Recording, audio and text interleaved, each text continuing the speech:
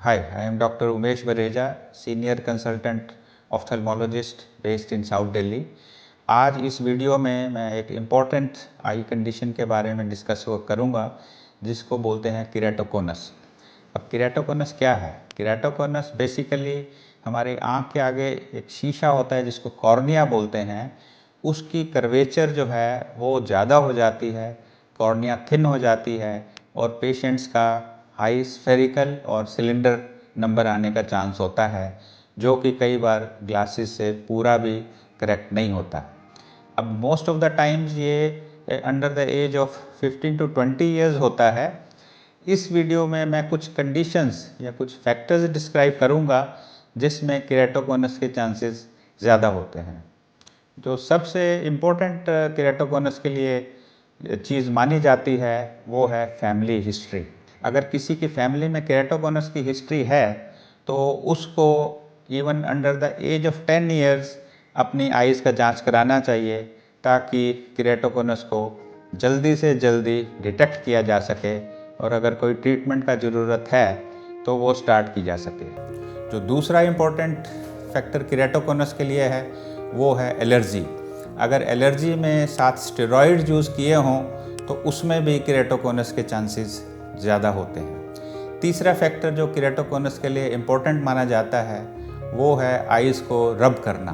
अब rubbing allergy में भी हो सकती है और स्क्रीन यूज़ के साथ जो ड्राइनेस होती है या कॉन्टैक्ट लेंस यूज़ के साथ जो ड्राइनेस होती है उसमें भी रबिंग के चांसेस ज़्यादा होते हैं। So best is to avoid rubbing of eyes as much as possible. और जो चौथा फैक्टर केराटोकोनस के लिए इम्पोर्टेंट है वो है किसी तरह की चोट लगना। अगर केराटोकोनस एक तरफ है तो पुरानी इंजरी से कई बार इसको रिलेट करते हैं। इंजरी कई महीनों या सालों पहले भी हो सकती है। अब नेक्स्ट क्वेश्चन आता है कि इसको डायग्नोज कैसे करते हैं। वैसे तो ओपीडी में इसका सस्पिशन हम दूर कर सकते हैं, बट एक स्पेशल टेस्ट होता है इसको डायग्नोज करने के लिए जिसको पेंटाकैम बोलते हैं। अब पेंटाकैम से हमारी कॉर्निया की curvature as well as thickness वो नापी जाती है और उससे केराटोकोनस की सीवियरिटी असेस की जाती है। फाइनली जहाँ तक ट्रीटमेंट का सवाल है, इनिशियल स्टेजेस में हम केराटोकोनस को चश्मे से ठीक कर सकते हैं। अगर चश्मा काम नहीं करता है तो कॉन्टैक्ट लेंसेस हेल्पफुल होते हैं। आजकल एक स्पेशल कॉन्टैक्ट लेंसेस चले हैं जिसको स्क्लेरल कॉन्टैक्ट लेंसेस बोलते हैं। ये थोड़े महंगे तो होते हैं बट बहुत ही इफ़ेक्टिव ट्रीटमेंट है ये केराटोकोनस के लिए। और अगर केराटोकोनस बढ़ता है तो उसके लिए कॉर्निया स्ट्रॉन्ग करने के लिए कुछ प्रोसीजर्स होते हैं। C3R is one of the most common procedures done to stabilize the cornea.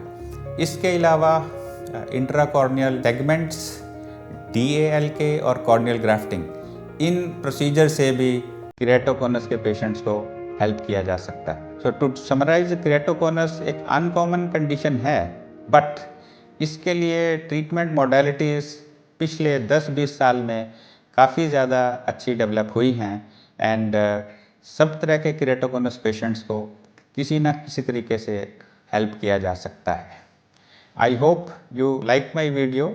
I will request you to subscribe to my channel to see these kinds of informative videos, or I will also request you share it to the maximum extent possible. Thank you.